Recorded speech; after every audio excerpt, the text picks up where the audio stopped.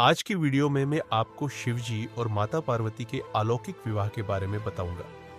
ये एक ऐसा विवाह है जो कि सामान्य विवाह से एकदम अलग है। मुझे पता है आपने इसकी कहानी पहले भी सुनी होगी, लेकिन आप इस कहानी को एक बार और सुने क्योंकि ये कहानी अपने जैसे सुनी है, एकदम वैसी नहीं। इस कहानी को सुनने के बाद आपको पता चलेगा कि असली प्रेम क्या होता है। लेकिन उससे पहले आप वीडियो को लाइक कर दीजिए। आपका एक लाइक हमारा मोटिवेशन 1000 गुना बढ़ा देगा ऐसी वीडियो बनाने के लिए। कर लिया सब्सक्राइब? तो चलिए दोस्तों, शुरू करते हैं कहानी को। माता पार्वती हिमवान और उनकी पत्नी मीना की बेटी थी। वह बचपन से ही भगवान शिव की भक्त थी और उनका सपना था कि वह शिव से विवाह करे। भगवान शिव, जो तपस्वी और ध्यान मग्न रहते थे, संसार से बिल्कुल विरक्त थे और पर्वत कैलाश पर निवास करते थे। पार्वती पहले जन्म में सती के रूप में अवतरित हुई थी। सती भगवान शिव की पत्नी थी, लेकिन अपने पिता दक्ष के अपमान के कारण वह खुद को अग्नि में समर्पित कर दी। उनकी मृत्यु के बाद सती का पुनर्जन्म पार्वती के रूप में हुआ।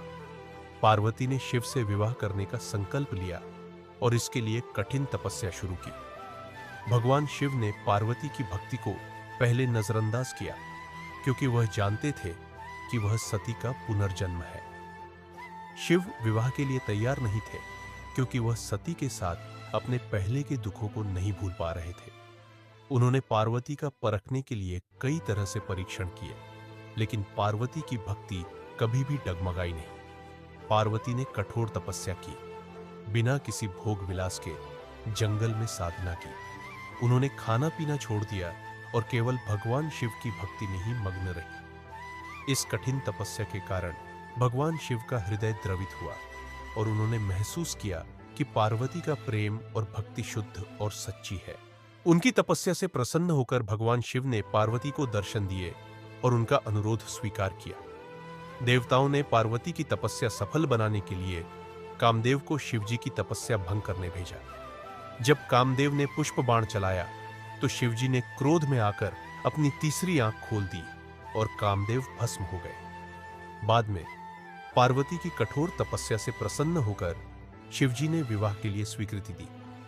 भगवान शिव और माता पार्वती के विवाह की कथा में उनकी बारात एक महत्वपूर्ण और रोचक प्रसंग है। शिवजी की बारात किसी साधारण देवता की बारात जैसी नहीं थी, बल्कि यह विचित्र और अलौकिक थी। भगवान शिव की बारात में भूत, प्रेत, पिशाच, नाग, योगी, अघोरी, गंधर्व और अनेक विचित्र जीव शामिल थे। ये सभी डरावने और अजीब दिखते थे। कुछ के सिर कटे हुए थे, कुछ के शरीर पर राख लगी थी, कुछ के बाल बिखरे थे और कुछ भयावह हंसी हंस रहे थे। शिवजी स्वयं बैल नंदी पर सवार थे। गले में सर्प, शरीर पर भस्म और जटाओं में गंगा जी विराजमान थी। बारात में भगवान विष्णु, ब्रह्मा, इंद्र, नारद और अन्य देवता भी शामिल हुए, जिन्होंने अपनी दिव्य आभा से वातावरण को संतुलित किया। जब बारात हिमालय पहुंची तो पार्वती की माता मैना ने इस अनोखी बारात को देखकर घबरा गई। उन्हें विश्वास नहीं हो रहा था कि उनकी पुत्री का विवाह एक ऐसे वर से हो रहा है जो दिगंबर है, गले में नाग धारण किए हुए है और अघोरियों के साथ बारात लेकर आया है। मैनावती ने पार्वती से कहा कि वे इस विवाह को न करें, क्योंकि शिव का रूप बिल्कुल भी एक राजकुमार की तरह नहीं था। लेकिन पार्वती ने अपनी माता को शांत किया और बताया कि वे शिव को उनके हर रूप में स्वीकार करती। माता मैनावती को प्रसन्न करने के लिए भगवान विष्णु ने भगवान शिव से अनुरोध किया कि वे विवाह के लिए एक दिव्य और सुंदर रूप धारण करें। शिव ने अपनी माया से एक अत्यंत सुंदर, चंद्रमा शोभित सोने के आभूषणों से सुसज्जित स्वरूप प्रकट किया। यह देखकर मैनावती और अन्य सभी अत्यंत प्रसन्न हो गए।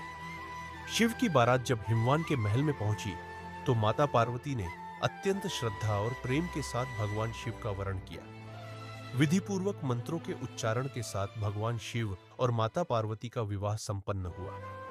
इस विवाह से संपूर्ण ब्रह्मांड में आनंद और उल्लास छा गया। शिव पार्वती की बारात हमें यह सिखाती है कि बाहरी रूप से अधिक महत्वपूर्ण व्यक्ति का चरित्र, भक्ति और सच्चा प्रेम होता है। यह विवाह परम शक्ति और परम तपस्या के मिलन का प्रतीक है। जो संपूर्ण सृष्टि के लिए कल्याणकारी है।